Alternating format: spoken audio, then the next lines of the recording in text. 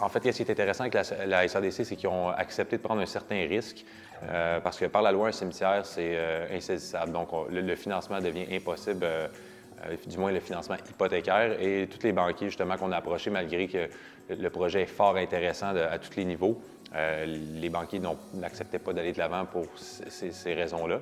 Donc, la SADC, malgré tout ça, ont quand même accepté de prendre une part de risque dans le projet.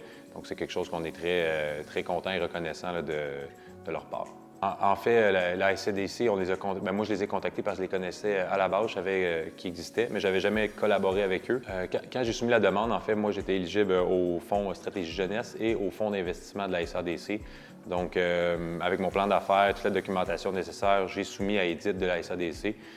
Puis après l'analyse du projet, au-delà de l'approbation, mais ce que j'ai aussi aimé, c'est que Edith était très impliquée. Elle faisait un suivi assez rigoureux, puis ça démontrait, oui, l'intérêt de la SADC, mais on voyait qu'il y avait un réel intérêt de son côté par notre projet de Parcs Sans Nature qui est très unique, qui est également écologique. Donc ça, c'est quelque chose que j'ai apprécié de leur côté.